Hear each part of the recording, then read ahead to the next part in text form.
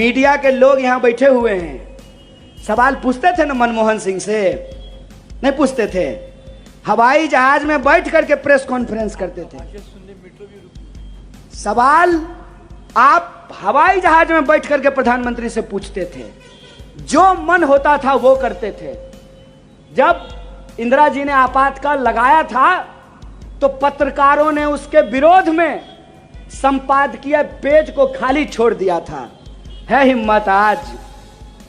पूछिएगा सवाल पूछिएगा ना तो आपके भी दफ्तर पर ईडी का रेड होगा, इस बात को याद रखिएगा। सवाल पूछिएगा ना तो आपका भी फोटो, मूरी आपका लगा देगा और देह किसी और का लगा देगा, सर आपका और तन किसी और का, आपको भी बदनाम किया जाएगा, आपको भी धमकी भरे पत्र लिखे जाएंगे, आपके भी परिवार के लोगों को परेशान किया जाएगा, आपको भी सोशल मीडिया पे गालियां निकाली जाएगी। एक भाजपा का समर्थक महंगाई को ऐसे डिफेंड कर रहा था, हमने कहा कि रे भाई तुम अपना वाला चश्मा हमको दे दो, तुम्हारा चश्मा लगा देते हैं तो हमको महंगाई भी अच्छा लगने लगेगा। आज से पहले देश के इतिहास में ऐसा कब हुआ था कि महंगाई के फायदे गिनाए गए थे? ऐसा हुआ था क्या? जब रुपए ऐतिहासिक तौर पर डॉलर के मुकाबले सबसे निचले स्तर पे चला गया है तो एक बिका हुआ पत्रकार टीवी पे आकर के कह रहा था कि देखिए रुपया कमजोर हो गया है, इसका क्या क्या फायदा है।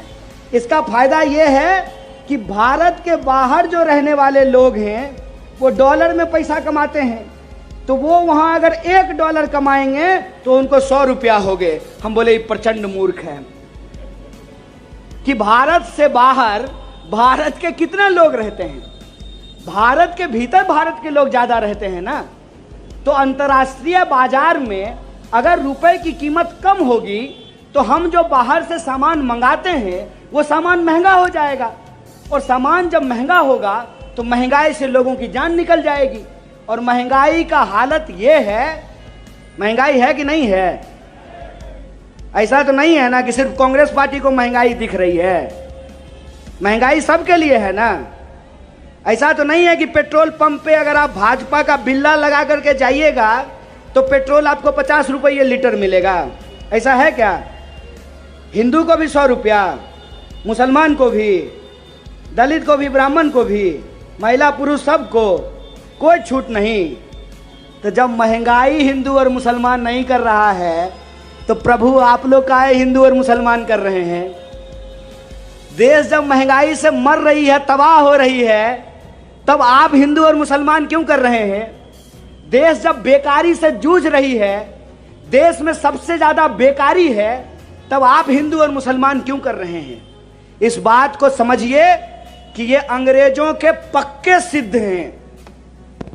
जैसे होता है ना गुरु जी का पक्का चेला, कि अंग्रेज से ये एकदम पक्का नुस्खा सीखे हैं। एकदम हकीम साहब का पुड़िया नहीं होता है, चूरन, वो एकदम चूरन खाए हैं बराबर। कि अंग्रेज जैसे देश को डिवाइड एंड रूल करते थे, हिंदू मुसलमान बोल करके लड़ाते थे, और हम 35 करोड़ भारतीयों के ऊपर राज करते थे। कपास हमारा यहां से ले जाते थे, वहां कपड़ा बनाते थे, वापस ला करके हम ही को बेचते थे, और जो मुनाफा होता था उससे कोठियां बना करके यहां रहते थे और हमारे ऊपर कोड़े बरसाते थे। ऐसा होता था कि नहीं होता था? यही अब हो रहा है हमारे साथ। बीएसएनएल याद है? धीरे धीरे इतिहास होने वाला है। बीएसएनएल को क्या कहा जाता था? भाई साहब नहीं लगेगा। जियो धन धना करके मजा आ रहा है ना। पहला बार जब जियो आया तो फ्री था, तो लोग ही प्रचार कर रहे थे, पूछते थे कि कौन सा सिम यूज करते हो, तो कह दिए एयरटेल या बीएसएनएल। कहता था भारी बेवकूफ आदमी हो, जियो क्यों नहीं ले लेते हो, फ्री में मिल रहा है। हम कहते थे रे भाई, बड़े बुजुर्ग कहते थे कि फ्री का सामान बहुत खतरनाक होता है। फ्री में जियो मिल रहा है क्या सिपाही जी? फ्री में जियो मिल रहा है अब, पहले मिला था ना। क्यों मिला था? इसीलिए मिला था कि जब बीएसएनएल नहीं रहेगा ना तो अभी 700 रुपया दे रहे हैं, कल को 7,000 रुपया भी अगर मांगेगा ना अंबानी तो आपको देना पड़ेगा, इस बात को याद रखिएगा। एक एक करके सरकारी संस्थान बेचे जा रहे हैं और जो सरकारी संस्थान बचे हुए हैं वहां पर सबको अग्निवीर बनाने का प्रयास किया जा रहा है। अभी तो गडकरी जी सबसे ताजा ताजा अग्निवीर बने हैं। नहीं, अभी बहुत लोगों को बनना है। इससे पहले आडवाणी जी बन गए, उसके बाद रविशंकर प्रसाद बन गए, अभी बहुत लोगों को अग्निवीर बनना है। दो ही लोग रहेंगे, चाचा और भतीजा। चाचा हवाई जहाज से वास्को डी गामा की तरह पूरा दुनिया का चक्कर लगाएंगे और भतीजा जो है गुगली फेंकेगा आईपीएल में। और चाचा फिर मंच पे जा करके भाषण देंगे कि परिवारवाद देश की सबसे बड़ी समस्या है। अमित शाह जब बोलता है कि परिवारवाद देश की सबसे बड़ी समस्या है तो मेरे मन में आता है कि जय शाह को वो रेलवे प्लेटफॉर्म से उठा करके लाया है, उसी का बेटा है ना। कोई शक है? जय शाह किसका बेटा है? अमित शाह का ना। तो बीसीसीआई सेक्रेटरी परीक्षा दे करके बना है? कंपटीशन दिया था क्या? एसएससी का एग्जाम, यूपीएससी लिखा था, कैसे बन गया? वो परिवारवाद नहीं है, बेईमानी, नकली चाणक्य। हम बिहार से हैं, असली चाणक्य वहां पैदा हुए थे। देखे बिहार में क्या हुआ?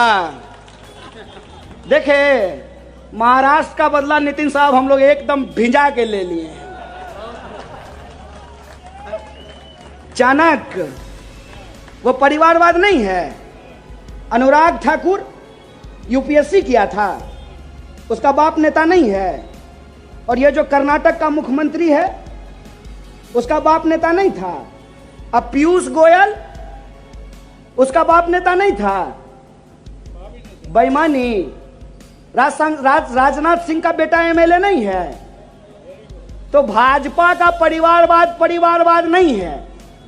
और कांग्रेस के दो प्रधानमंत्री ने अपनी जान दे दी तो आप हमको परिवारवादी बोल रहे हैं? दो प्रधानमंत्री ने अपनी जान गंवाई है इस देश के लिए, उसको आप परिवारवाद बोल रहे हैं?